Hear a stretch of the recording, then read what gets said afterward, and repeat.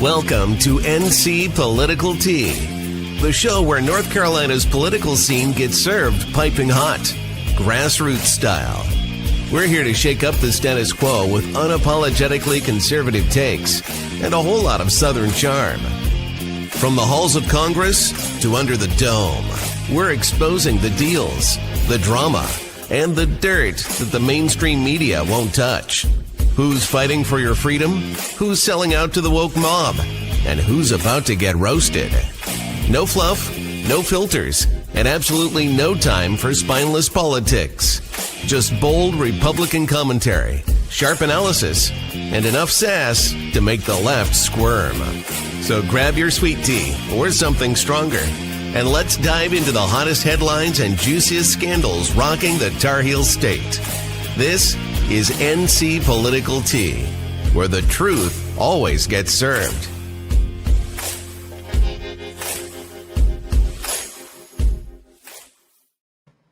Hello, and welcome. How are you? What a day. What a week. It's been a really wild week. Yes, it has been a wild week. By the way, I just want to, full disclosure, North Carolina is having hellacious storms right now. So if both of us actually, and we're, 8 hours apart? Yeah. So just, if we go in and out, that's why. Yeah. So, all the news, we talked about this on Tuesday. RFK rightfully had an employment issue. The word is a CDC director who was just confirmed went to the media, and that's no good, right? So Mike Johnson came out and said, look, we support RFK. Here's what he said. Greg Kennedy's doing a great job. There's been a shakeup that's been needed there, and I think we've got to trust the secretary to do his job. They've had some great results there. We're getting America healthy again. That's well received across the country and long overdue in my view. So, okay, so that's fine. But today he had a hearing. There was a hearing, an oversight hearing. He got his ass kicked from Republicans and Democrats. So, yeah, here's Pocahontas. Of the COVID vaccine. I'm not taking them away from people, Senator. It takes it away if you can't get it from your pharmacist. Well, most Americans are going to be able to get it from their pharmacy for free. Most Americans will be able to. I guess this cut out, but she goes on. She doesn't let him talk, but this is kind of a telling moment right here. Watch. Sat in that chair for how long? 20, 25 years, while the chronic disease in our children went up to 76%. Wow. And you said nothing. You never asked the question why it's happening. Why is this happening? Today, for the first time in 20 years, we learned that infant mortality has increased in our country. It's not because I came in here. It's because of what happened during the Biden administration that we're going to end. I'm going to let Senator Wyden respond briefly to that. I mean, I didn't realize what a corpse that Wyden looks like. Look at half those people look like corpses. I mean, if you look at Bernie Sanders, half the people there, it's so embarrassing. Well, Bernie's at least an asshole. That puts a little flair. A lot of them were. Right. I mean, he's not. Wyden's not. If you're going to be like old and crotchety, you really need to be like hardcore, like all in. So, Listen, it's the first time in my entire life that I am rooting for a Democrat to do something great because I believe Bobby Kennedy. I think he's doing the right thing. I think what he's come out with about myocarditis, what he's come out about, what we know about the schedule of immunizations, those are all big. Autism. Yeah. In 1950, the schedule of vaccinations for infants or young, I guess, till 3 were 5. Now it's 15. No, it's 15. It's actually, Dr. Kat Lindley is a really good friend of mine. She actually put something up about that. It was crazy where they start out, she started with 1963 with 3. And then by 1977 or 78, it had gone up, I think, to like 7. And then now by the time a kid gets in college, they've had 90 vaccinations of some type or another. And that's including boosters. It's insanity. And she also pointed out in her video that she had up that, in 78 is when they said, oh, you can't sue. You can't sue for those vaccines. Wow. That's convenient. Look, I mean, it is about the asking questions. I know that sounds so dumb, right? We're just asking questions, but it is, a lot of this is answering questions are asking questions, but I'm going to tell you, this is the problem. This is the challenge of having an activist over an agency, because before he said some absolute statements. As an activist, we do that a lot, right? It's like taking me in another 2 years and putting me over, education, right? You're going to go back in time and you're going to hear some shit, right? Because I'm an activist. So, but I just wanted to share this. So what you're looking at right here, guys, is from 2000. So it's only been 25. Actually, this chart ends at 2023. So it's 23 years worth of obesity. Okay. So the blue is severe obesity and the yellow is just obesity. And that's like the 95th percentile in weight. So that's how it's changed. But now we're able to see the age breakout. And when you look, the 12 to 19, and I think that at times with, and I'm just biased because I've got kids in sports, but it is about that time where, you're forced to play kickball, you're forced to do these sports, right? And at 12, if you have a single parent, or because it costs money too, if you're not able to continue on in sports or you opt out of it, that's when you're going to gain the weight. Well, and also we've done away with a lot of physical requirements in school. We used to do the presidential challenge every year. They don't do that anymore. They don't require gym anymore. It's an elective. That's just, I think that, even in colleges, that was an elective to take PE. It's really sad. And I think we were a much more physical culture, just 10, 15 years ago. Well, it's the physical part. And it's the food part. And say what you will about, Michelle Obama, and we've said a lot. But the initiative about, making the school lunches healthy, that was a key initiative for her. That was a worthwhile endeavor. And now we're finding that, especially in North Carolina schools, others too, that breakfast is given out free now, lunch is given out, etc. So we've got a lot of and they're a captive audience for 9 months out of the year. Well, and I think let's just be frank about it. We know that the increase in obesity came up during COVID because nobody was allowed to do anything. And here where I live, because it's pretty rural and poor, not the poorest, but pretty poor, they sent food home to kids. So they had lots of snacks. I noticed there was lots of chips and apples are great. But I mean, they had lots of snacky food. I was like, what are they doing eating these crustable things, which I would never feed my kid? Well, all kids are different. I mean, there's all kinds of reasons, but these are the facts. And so the most prevalent of severe obesity, and it wasn't that way. When you look at it, it wasn't that way. It wasn't nearly as bad 13 years ago. So what is different? Yeah, I think you're right, because you can see the way that chart is, the COVID messed things up, right? But you spoke about myocarditis, and I just want to put this up because this was a good moment. I mean, I'm just going to tell you overall, I thought RFK's appearance was challenging for him. He had, questions from Republicans and Democrats. He did point it out, and we've pointed out before, that when you're taking a lot of big money from pharma, I wonder how much that impacts your speech and your performance if you're a senator.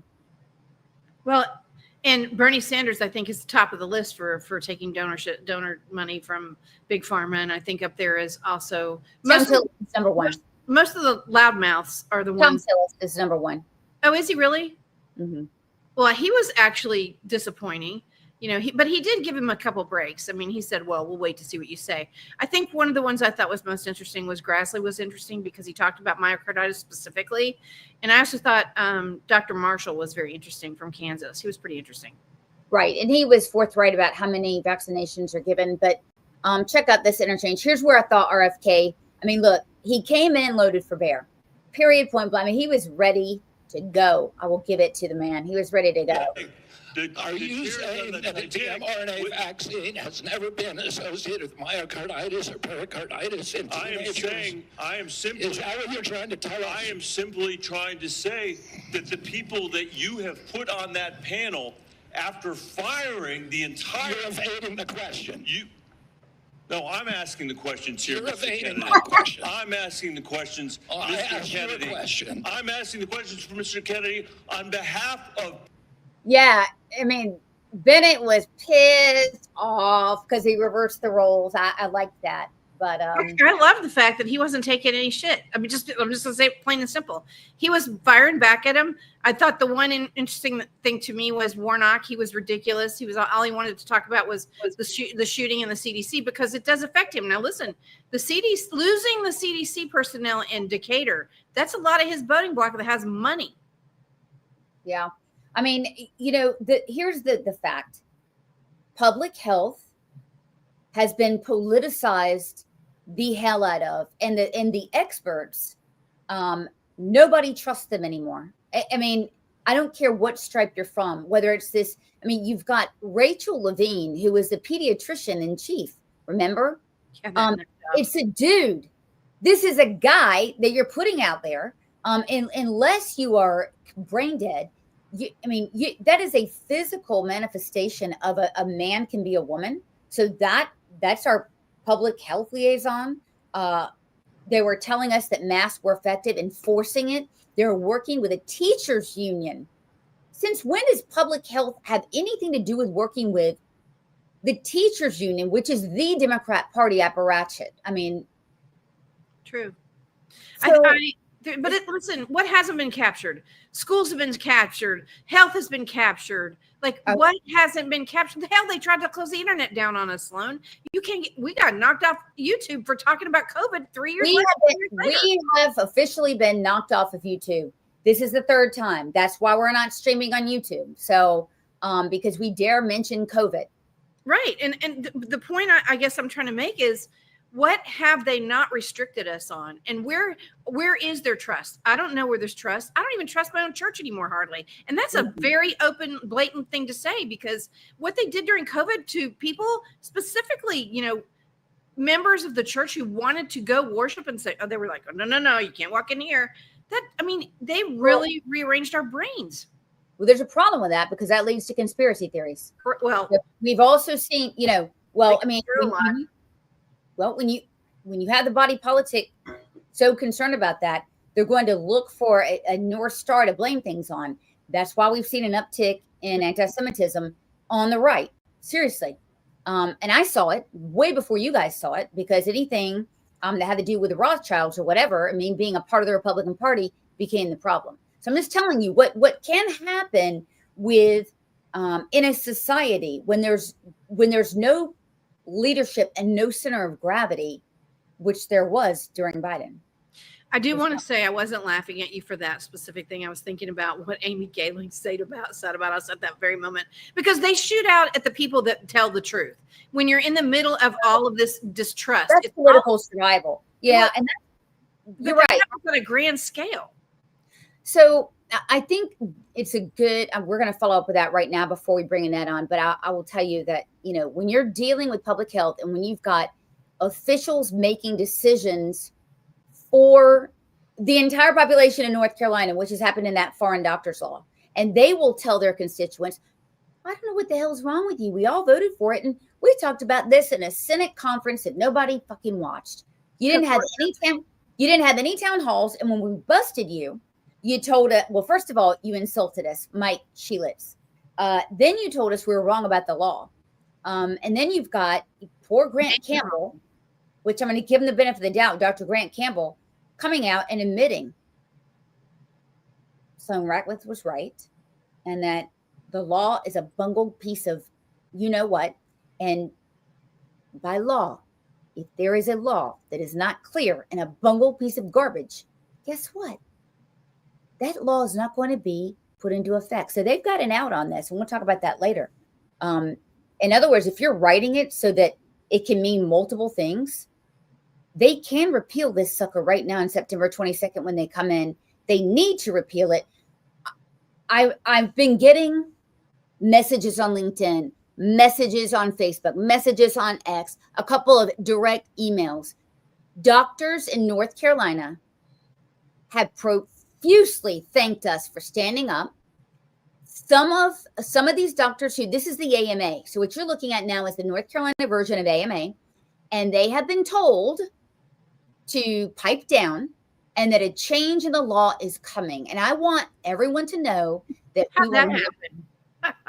we will not stop fighting for American doctors, nurse practitioners, medical students, residents, and PAs in North Carolina until this bungled piece of garbage has been completely repealed. So we're hearing that tweaks are being made to the language. Specifically, I had a rep call me and say, Sloan, you guys are going to really be happy, because let me tell you what we're going to do. Now doctors can come in from like 110 countries. We're going to make it 60. And I said, I'm hanging up now. Well, I'm not getting those calls. I'm getting, how can we give you money so we can fight this? That's what I'm getting. Not only are we going to fight it, we're going to fight beyond this. Any more back deals that have to do with the health and welfare and safety of all North Carolinians, we're going to demand transparency. No more selling us out to Blue Cross Blue Shield and your big donors behind our backs. First thing you could do is make all your hearings public. Well, they are in the Senate, but you just have to be checking your calendar and ready at like 1:20 or whatever they are at work and watch them. Yeah, I have all day to do that. Yeah, well, and reporters don't do a good job here in North Carolina. And to be fair, it's hard. We cover the bills. Oh, by the way, we're going to take ownership. We cover the bills before they are going to be voted on, right? We reviewed this bill. There was nothing to it. We loved it. We both loved it at first. But this is a bill that was in committee in the Senate side. We didn't even see it. Right. Oh, and by the way, we're not journalists. We're just trolls. So that's my favorite statement. Join the rest of the internet who likes to call me names, because listen, any kind of publicity is good publicity. Right. And I think we're at day 18. I've not been asked for a correction. So if you're pissed off and you say I'm lying, where's the lie? Where's the ask for correction? I digress, but we're going to bring Annette on, and she's in the same boat as we are, because when you are calling out the truth, nobody likes the alarm clock when it goes off, right? Right. Because it means you have to get up. It's wake up. All right. Work. You have to work. Turn to the left. Remember that song? Never mind. Totally inappropriate. All right. Annette, so much for having me. Thank you so much. Annette, I have to bring her on, but I have to remove this from the stage first. So Annette, I'm super jealous of you, because you have met with Donald Trump, and I'm so honored to be here. This has been an 8-year journey for me to raise awareness to the violence that's in public schools and the critical need to address violence in public schools. Again, been doing it 8 years because most administrations like to keep the violence hidden. We have 3 students that should be here with us today. We have Austin McCaff, I'm sorry if I say his name wrong, Serenity Baker, and Nizir Taylor from Charlotte, North Carolina, who was shot in the back as he was getting off of a school bus because they thought he was a part of a big brawl that happened inside a public high school. So this is very important and critical legislation that we have to keep our educators safe, we have to keep our students safe, and public schools have to be safe environments. So I think, like I said, I've done this journey alone, I've been on it, but I have a whole team behind me now. I spoke at the RNC, and I told millions that Donald Trump and his administration was going to make schools great again, and I feel that we're on the right path, and I'm just honored to be here. Thank you. All right. Well, you got that moment. Wow, was that me? Is my mic on? Your mic is on. You're a big star, and you know that because now people don't like to talk to you in your own hometown. Yeah, they don't like to talk to me in my hometown. Some of my family members don't like to talk to me, my church members, but that's okay. That's okay. We are born alone. We die alone. So that's fine. Well, it's a legacy. About the fight for the right. Yeah, it's a legacy that you leave. I mean, we're not making a big deal over tax code or, some renaming of something or what. We're talking about not only human life, but the dignity of human life. Absolutely. Absolutely. And we're also, in my case, I'm talking about the most vulnerable population. As with you, Sloan, a lot of these medical doctors are going to target the most vulnerable who don't know any better or any differently. And, we have to stand up and fill in the gap and speak for those people. Yeah. And the other part is, no, you don't really get parents in the classroom anymore. That's not as permitted as it used to be. So we have to put a lot of trust in these teachers and, the administrators to do things that sometimes they don't do. Absolutely. You're 100% correct. No, they don't. And you sent me a video. I'm embarrassed to admit I've not heard of this, but this happened in Greensboro. You have to tell me when. Right now that 2 students will face. Hold on, I have to remove this. It's just to let you know that we're not AI. We make a few mistakes, just so you know that we're not as perfect as we seem. Charges, and this all stems from an assault on 3 different staff members, 2 administrators, 1 teacher, and guys, I just watched that video that a student took of that incident that happened yesterday, and it's brutal. We're not going to show it to you now, but it's not good. The Guilford County Sheriff's Office responded here to Northeast Guilford High School yesterday around 10:30 in the morning. Northeast Guilford High School principal Katrinka Brown sent a message out to all parents following this incident. She stated the situation disrupted the school day, leaving 2 administrators and a teacher hurt. Wow. There were no other students involved and no weapons involved either. And I'd like to thank the students who did the right thing and reported the situation. We take this matter very seriously. Okay, right there. Do they take the matter very seriously? If they are forced to. In that situation, there were students around that recorded, and they immediately tried to get help the educators and the administrators that were involved. So in that particular case, yes, they will take it very seriously because you have the video circulating. If that video had not been circulating, then no, absolutely not. They would have tried to keep it quiet. Let's not call the police. Let's go to the hospital and see, and we're going to handle the students.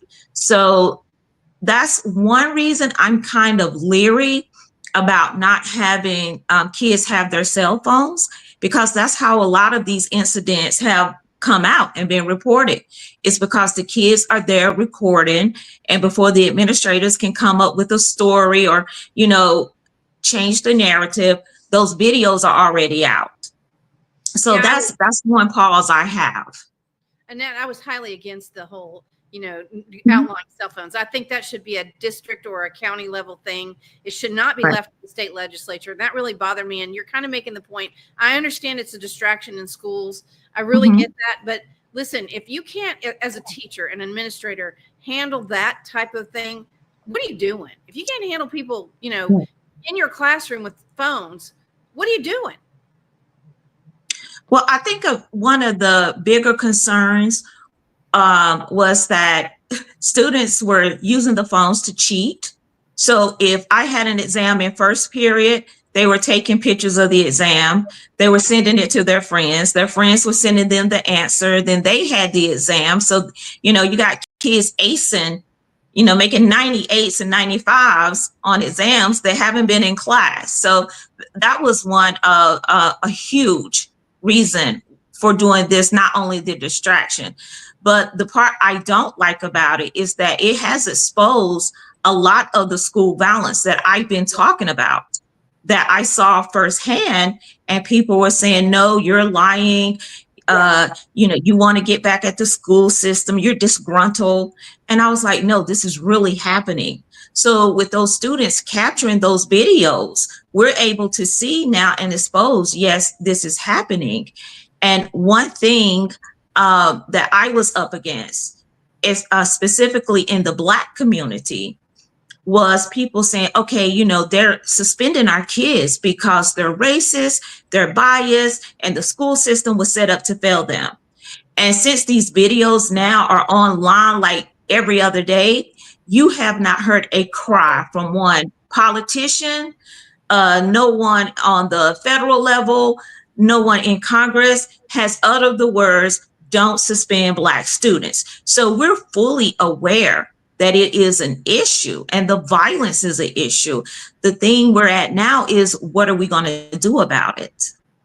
So in Charlotte, there was a 14-year-old and a 16-year-old who just murdered a 17-year-old. 16-year-old will, sit for obviously an adult. But you've got these things going on, and by no means is it only contained to in school. I think we know that. And then, I want to put this up if I can find it for a second. Well, I'll just tell you, Mo Green and the state school board, who are Marxist leftists, they have seen fit to say that now you can be absent for any amount of days. You could be absent for half the year. That is not allowed. You're not allowed to count that as a ding on their grades. And so you've got violent kids who now don't have to be in school. We're feeding the problem. Right. Absolutely. That was one of the most outrageous things that they've come out with, because what we want to do is we want these kids in school. We want to know where they are, and we want them to have structure. That's the whole point, is teaching them structure. So now you're saying you don't have to come. As long as your grades are good, we're going to pass you. Well, the students who have good grades are coming anyway. It's the students who are chronically absent that's going to say, hey, I don't need to go. And when they're not in school, you're absolutely right. They're out in the streets. They're running with the wrong people. They're getting involved in crimes, juvenile crime in Charlotte, juvenile homicides, 300% juvenile homicides. And you had a 14-year-old and a 16-year-old that killed another 16-year-old who threw his body in front of his aunt to save her life. But he was the target. And those same two are a part of a group that they suspected shot up 6 houses in Charlotte like 2 weeks before, striking an innocent college student in the neck. The last I heard, she was still in the hospital, and also killing a cat. And they're 14 and 16 years old. I don't care about the cat. How'd they get the gun?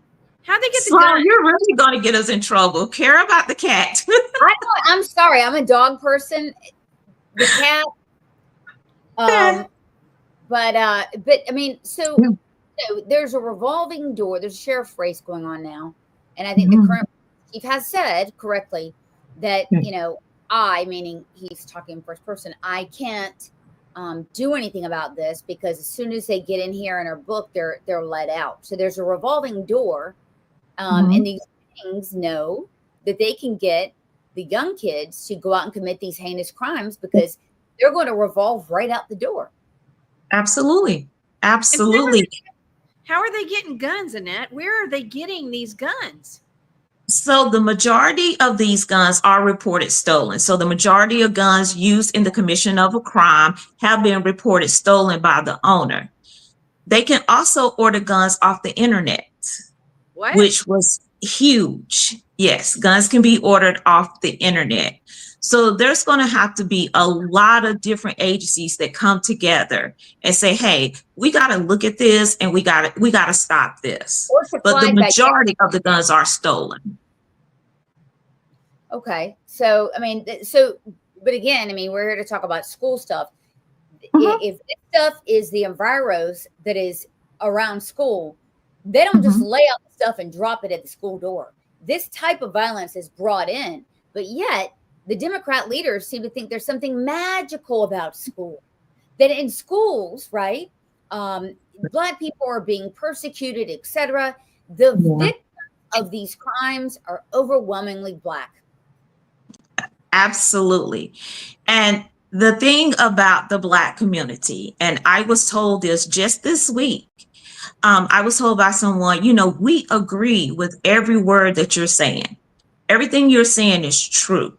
but you can't talk about Black people in front of white people because that leaves a door open for white people to be racist. And I'm like, are you kidding me? And he's like, yeah, they're going to make a lot of racist comments. And I will like, it's on the internet. We have this thing now called social media, and Black people can't just go hide out in the church and talk about our problems among each other and come back out like nothing's happening. They know it's happening. They know. So why not address it and come up with strategies these are our children. They're dying and they're killing each other in the streets. And everybody knows. But I've always said this. I hate it when they boil it down to a color, because truthfully, a lot of it is poor versus not poor, not having the means to go do something to help these kids. For instance, we were talking about sports earlier and obesity. A lot of these kids could be talented athletes if they had enough, if they had people around them and they had the money to be involved in sports. And I don't think it has anything to do with color. I think it has a lot to do with finances, single parent families that are too busy because they have to make the bills work. What are your thoughts on that? Yeah. Not in 2025. Okay. If you look at the census from 2023, 17% of Black people are living in poverty. That is the lowest the poverty rate has been for Black people in the United States. I think what has happened in our communities is the subculture of Black culture, hip hop and drill rap. These are the guys these kids are mimicking. You can see it in their dress. You can see it in the styles they wear. You can, when they talk, and they're all over social media with guns. Today was homicide court in Mecklenburg County Court, and every defendant was Black. Every victim was Black except for one, and he was Latino.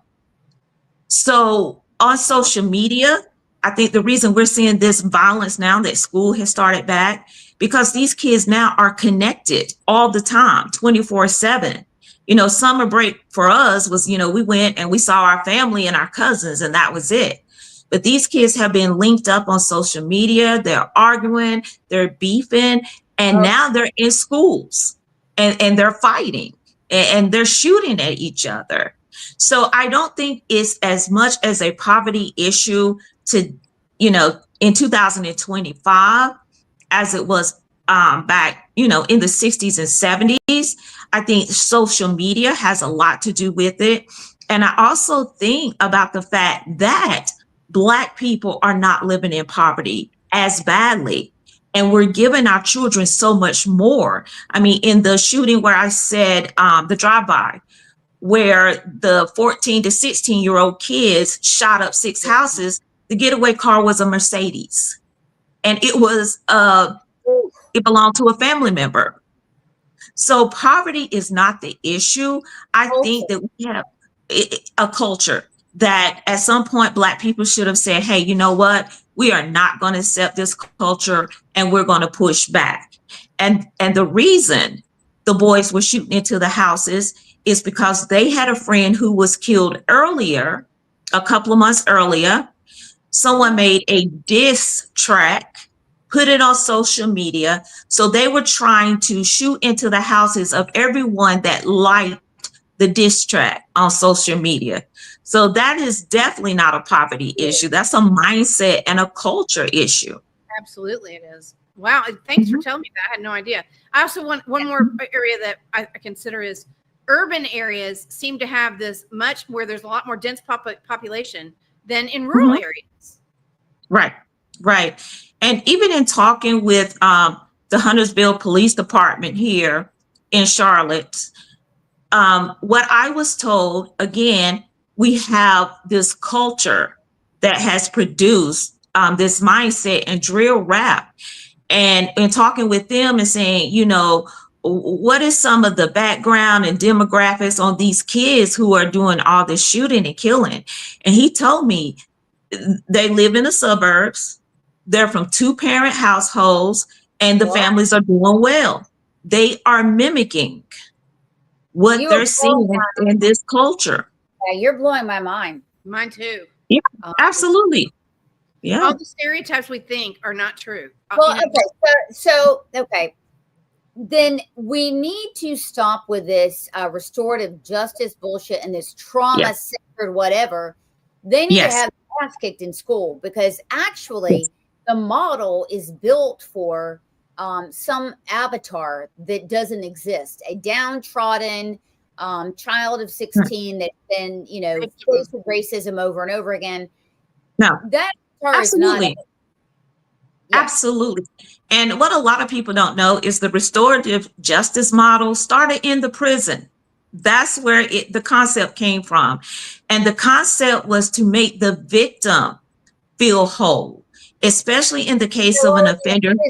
But they're already in prison. In other words, there's justice being served. They have a penalty, etc., while incarcerated.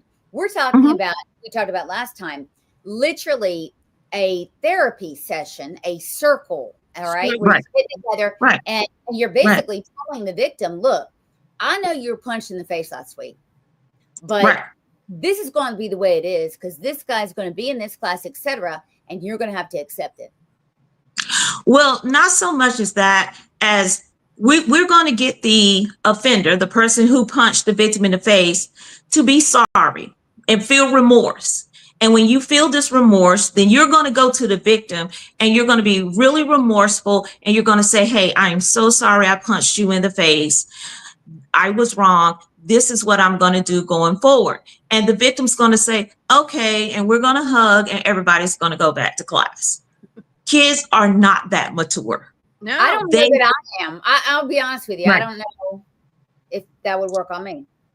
Right. So the theme behind restorative justice was to restore the victim.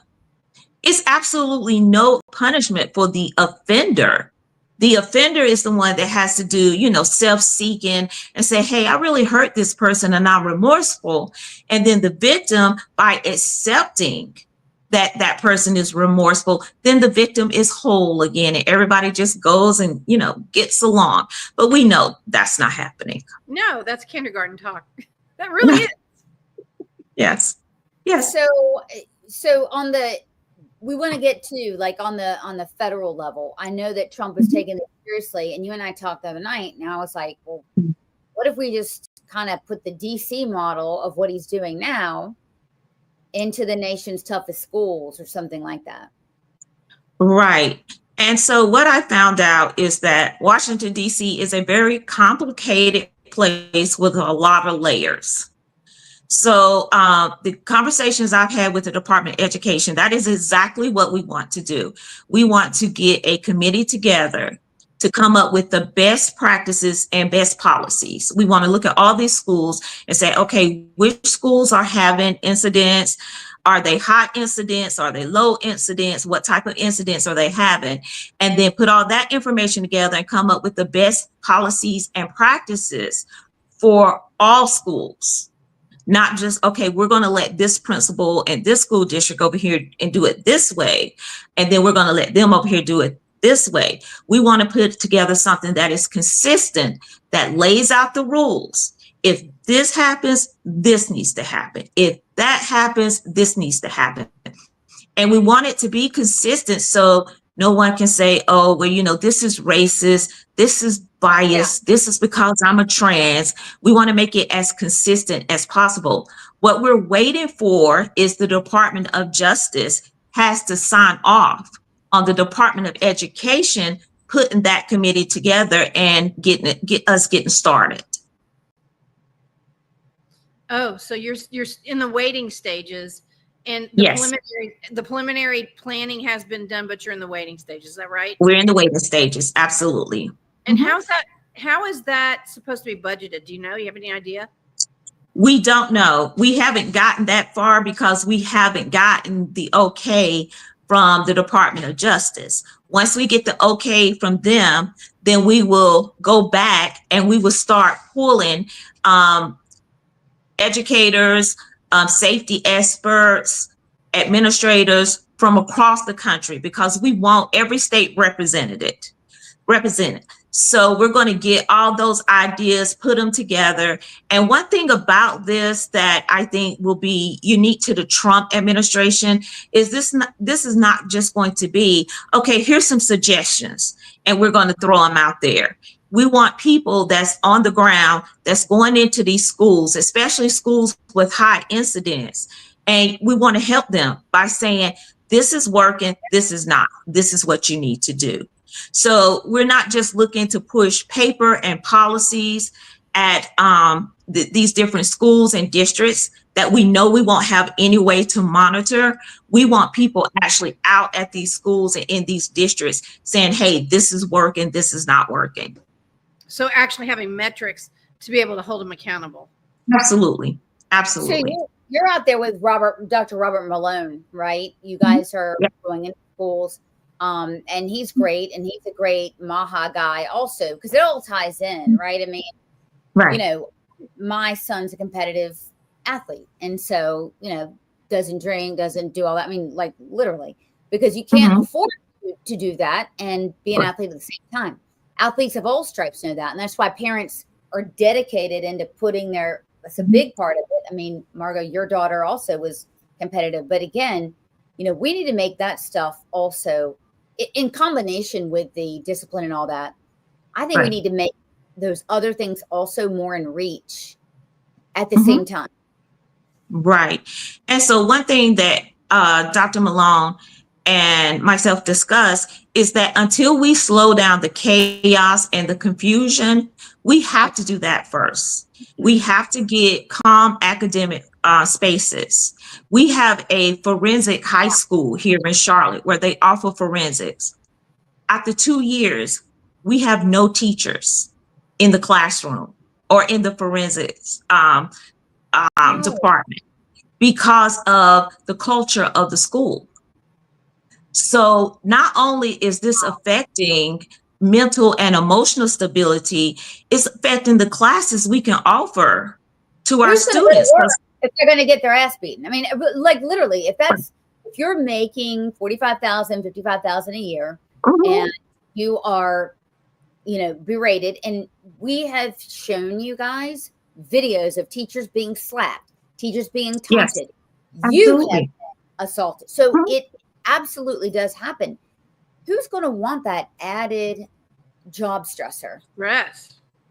Absolutely. I was at a community meeting last night, and, you know, a part of the concerns is we don't have highly qualified educators in Black schools.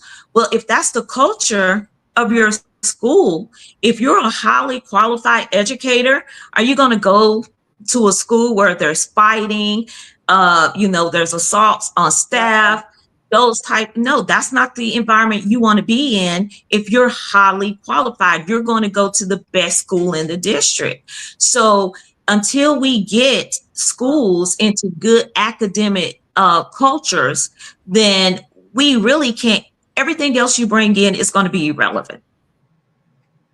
Wow.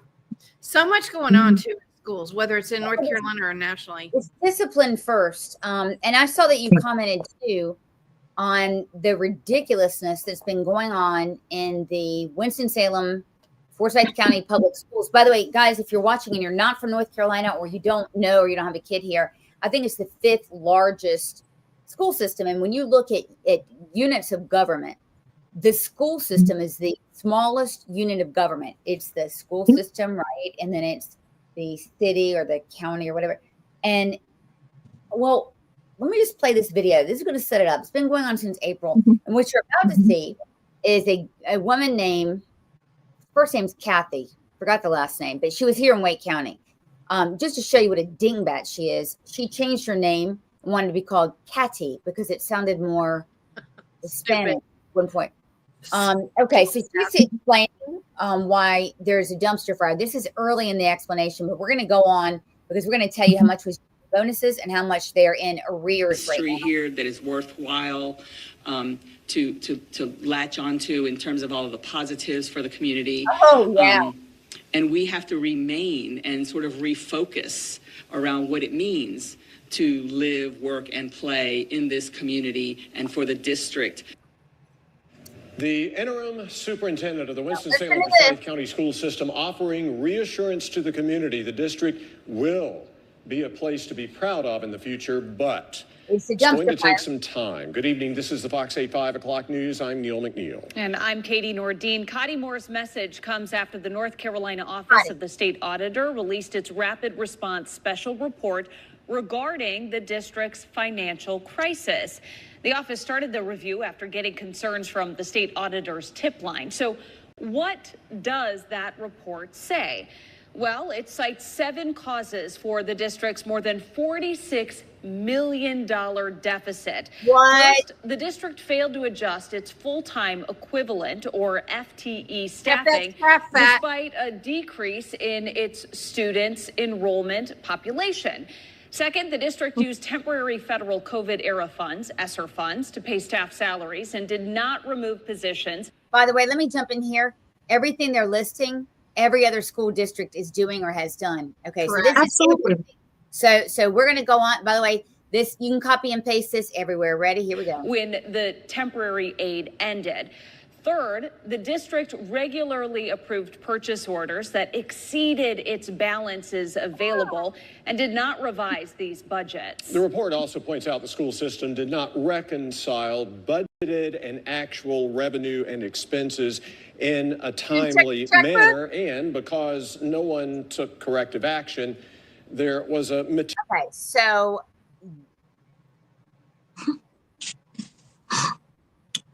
Well, you guys, you do know 2 things. First of all, that lady Kati, she's making $480,000 a year. That's her salary. Secondly, the superintendent that was in charge there retired, magically moved to Florida. Okay, so this April 25th, it comes out, you know, in the school board meeting, we 45 million in the hole, blah blah. And 2 days later, the CFO and the superintendent, they kicked rocks. I mean, they got on a damn plane and said, we're heading out. We don't want any part of this. Okay. And so, you know, the audit showed that they're in the hole, but I just want to tell you guys, I mean, this is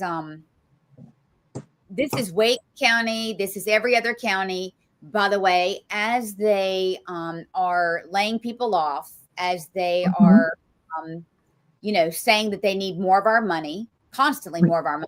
Raising our taxes. Yeah. And so, you know, about the only one, in my opinion, that's doing their job up in Raleigh right now, because I'm pissed off, is Dave Bullock. We've had him on the show a number of times, and he's basically sitting here saying, look, they dug themselves in a financial hole, and, you know, you got to be teaching students, and you are, you know, you done messed up, basically. So today, that's been going on since April. Today, he says, look, you're going to have to get this stuff under control, etc. And they're still not doing it. They're still asking for more money. And, you know, when I ran Michelle Morrow's campaign for superintendent, you know, we advocated for getting that money directly to the classroom. It looks like the money is in a bunch of people's wallets somewhere that has nothing to do with the classroom. Well, I have a couple points in that, if you don't mind. First of all, where's the county commissioners? They ultimately have to approve the spending. Where the hell are they? That's one thing I'd say. And they're all Democrats, 2 of them. Right. And then I think the other thing I would say about this whole entire issue is, I don't know if y'all heard this, it was very late in the afternoon, where the state school board has decided they're going to meet and see if they want to fine them. Like, they have no money. Where are you going to get the money? Yeah. So, okay. So first of all, Alan Duncan, who sits on the state school board, came out of the Forsyth County School Board a while back. Interestingly enough, so did our beloved Dale Falwell, the former state treasurer. But Alan Duncan is a putz, is what we call them in the Jewish world. And he is he's a white man, but he's one of those Black Lives Matter white men that's like he's trying, you know, the type they're trying to improve the field. So he's concerned about, you know, just how this is going to make people feel in the school. We need to cut the shit. I mean, this is insane. I mean, $45 million in the hole. They were giving something on the order of $75 million in bonuses. Oh, really? Yeah. Well, To themselves. The kids scheduled and attended a walkout yesterday in protest for what has happened to their schools, which is kind of sad if you think about it. How do you organize that? Who organized it? That's what I was, Right. Right. One of the things that I will say is when I was going through my whole debacle with CMS, I did get in my car and drive to Raleigh several times and talk to everyone that will allow me in their office. And I said, hey, who is responsible for managing or holding the school board accountable? And they said the voters. There was absolute. I'm sorry? That's not true. It's really the governor. No, that's not true either. Well, that's what I always thought. No. So let me teach you guys something. Okay. We are different here in North Carolina. When we're talking about Florida or Virginia, when the governor comes in, they bring in their own team, they bring in their own school board, etc. Right.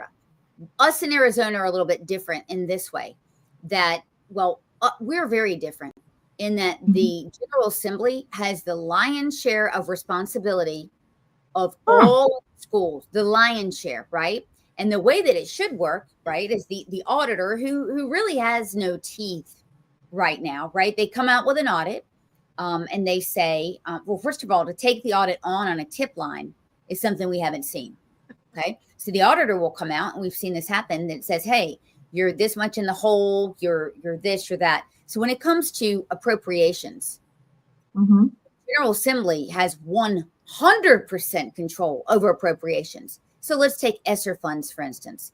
The ESSER fund will come in as a federal grant. The DPI, Department of Public Instruction, they'll write that grant saying, okay, we've got these funds available, etc. Well, the grant comes in, it is dispersed by the General Assembly. The General Assembly does appropriations. State money by the General Assembly. So technically, now I'm guessing on this, they can withhold, I'm not guessing, they can withhold the money, right? They can do things. So the oversight could be done by hearing. We never have them do oversight by hearing. They can definitely pull them in because when it comes to funding, the General Assembly does the appropriations. The General Assembly is also in charge of general curriculum of our 12 academic subjects. So the General Assembly has the lion's share of control. And I'm going to tell you something else. They've been in control for more than 20 years. Way more. It's in our Constitution, actually. Republicans. It's in the North Carolina State Constitution. But what's in the statutory obligation to this. And in 20 years, we've had Republicans in control. And yet we have had a degradation of scores, an increase of violence, etc. John Corbett has written several bills that would address the problem that you're having right now. I think you know this, and you know John. And his bills haven't made it out of committee, some of them. One of them. Yeah. So I'm gonna drop some truth on y'all, and I'm not gonna keep my inside information inside anymore. Those bills aren't sexy, etc. They would have you believe that the governor is in charge. They would have you believe that the state board is in charge. That's not true, because if you don't have control of the money, if you don't have the money control, you ain't got nothing. Right. They control the money. Why would they give them another money? It's like the ESSER funds are distributed through them, but they have no oversight. And actually, one more time, we have a joint oversight committee that is oversight in the General Assembly. Last time I checked, they haven't met in a couple years. Right. We had a superintendent here at Charlotte-Mecklenburg, and we've been saying for years that we need a forensic audit because their budget is one of the biggest budgets. It's like now up to $2 billion a year. And they're always saying they need to order an outside audit from a third party audit. Right. And we had a superintendent who came to the district, and it took him no time to realize no one's keeping up with where the money is going. So what he did was he set up his family members to act as contractors and things of whatever. And he started streaming income to them. Wow. And and they let him resign, and he went on peacefully about his business. And so when we were talking about accountability, like, well, how can they just do that? Why don't they press criminal charges against him? And I was told that, they can pretty much do their own thing, and the voters just have to vote them out.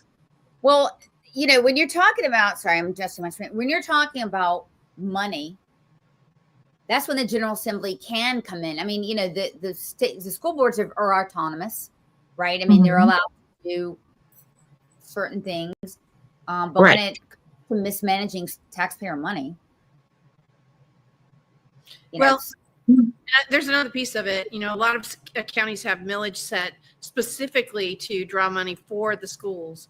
And that money specifically is handled at the purse strings are handled by the county commissioners. It's a very small percentage, though. Right. Yeah, that's a very small percent. It depends. Like for us, a small percentage to you is a huge percentage here. So in rural communities, it matters because we set aside extra funds in a specific tax just to build a new school. Well, in that audit, it's showing the ESSER funds specifically. So ESSER funds are federal, right? Well, I mean, I'm only going by the information provided, right? So should the county do something? Yes, they should be the front line. But you're not going to have the county commissioner in Charlotte do something, or Wake County or that. And so when you're talking about state and federal, Margot, I think that's probably, I want to say, I hope I'm correct, probably about either 87% or 90%. So the lion's share.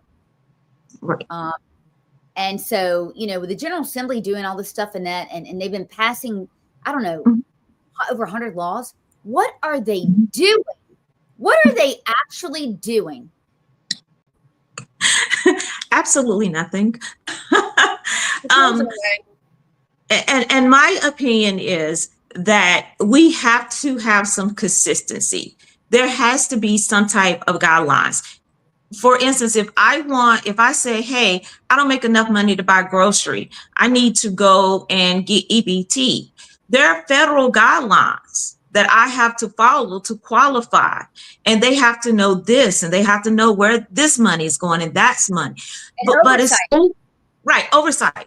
But as far as school districts, from what I've been told, there is none. We had a superintendent who lost millions of dollars, millions lost, never located again. And he resigned and moved on to the next job. No criminal investigation, no forensic audit. Every year CMS has what they call an expenditure audit. But all that is can you show receipts for what you're buying? Well, yeah, anybody could do that. I could do that. But can you tell me exactly where, $1.9 billion went? And I need to know what contractor, who bid, what for. No, you haven't gotten that. And we've changed superintendent, 5 times in 10 or 11 years? No forensic audit, nothing. So you're changing leadership, and you don't know what you're starting with and what you're supposed to end up with. You're just pushing that person out, bringing the new person in, and no financials.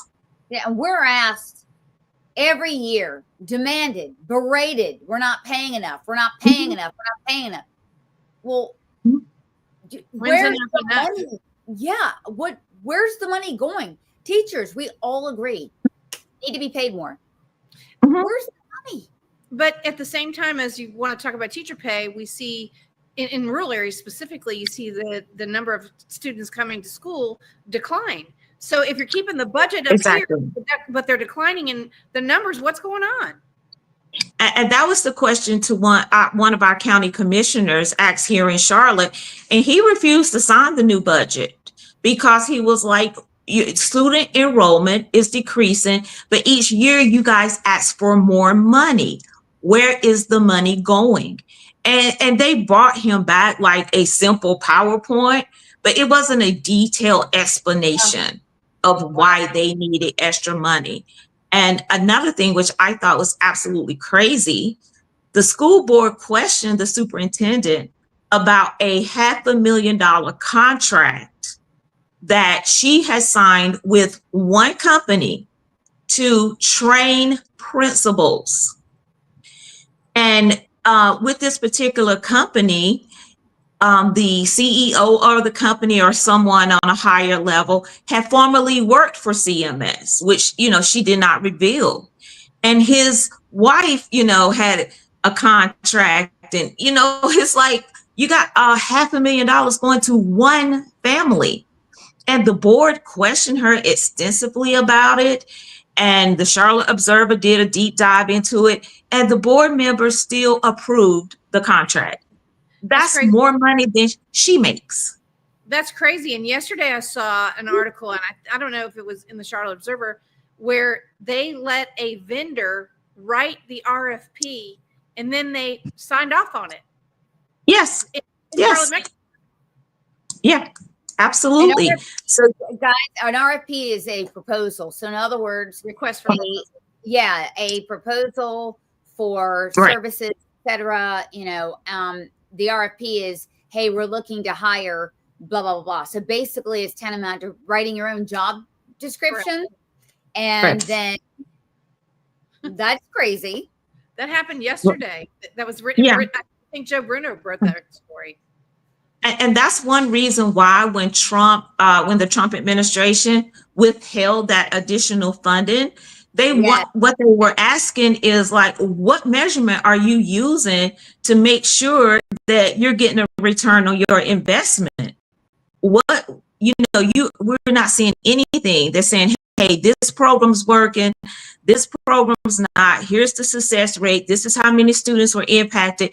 Nothing. They're just signing, boys want to have fun. Okay, that sounds like a good organization. Yeah, you go ahead, we'll sign that and we'll send it over to this school over here. And so they were like, this is additional funding that's supposed to go towards closing the achievement gap or improving student success. And we have nothing that shows us that it's working. Crazy. Well, we've been lighting our tax money on fire. I'm glad that federal level Trump's doing something. I'm glad that Dave Bolduc's doing.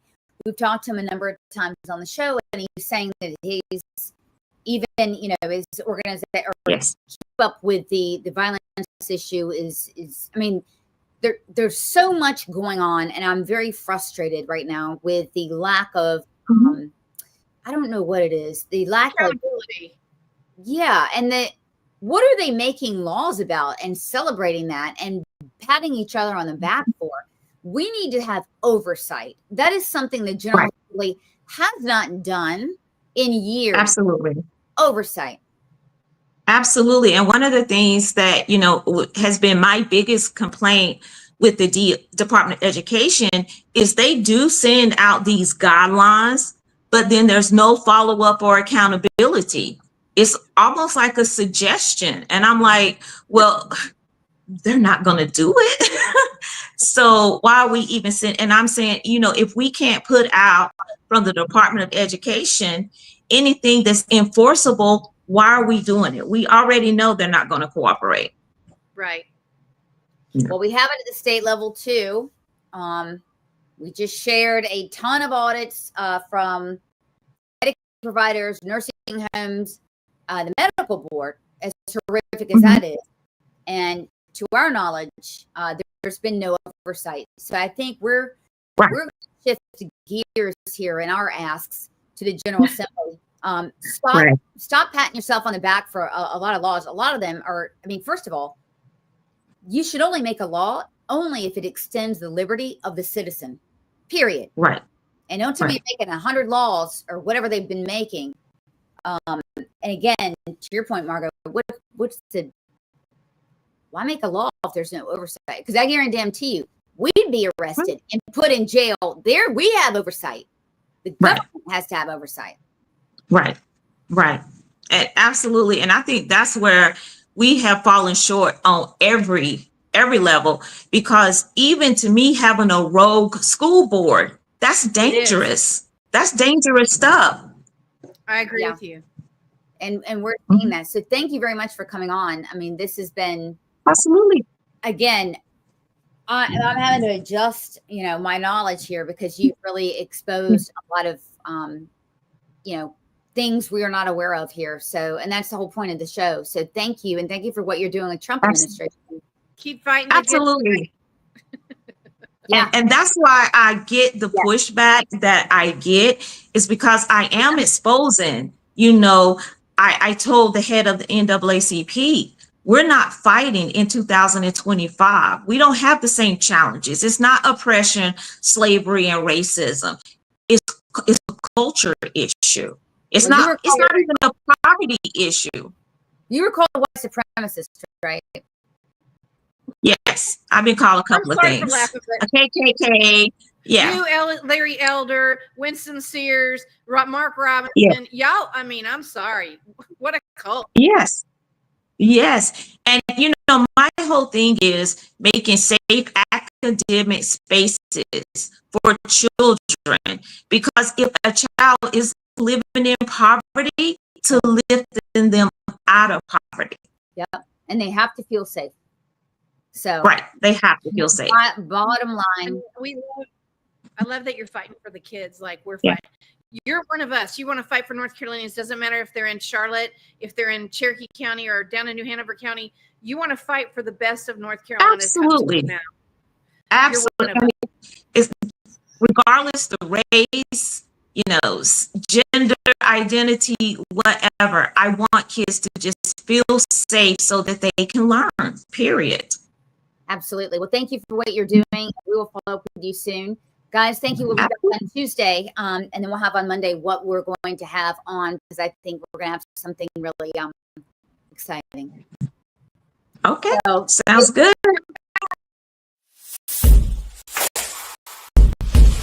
That's a wrap on today's NC Political Tea. We hope you're leaving sharper, spicier, and ready to take on the political craziness in the Tar Heel State. If you loved what you heard, or you get to subscribe, leave a review, and share this show with your friends, family, and that one coworker who just needs the truth. Follow us on social media to stay in the loop and get your daily dose of conservative fire. And remember, here in North Carolina, the grassroots grows stronger when we stand together. Hey, keep up the fight, and don't let the left water down your tea. This is NC Political Tea, where we spill it like it is.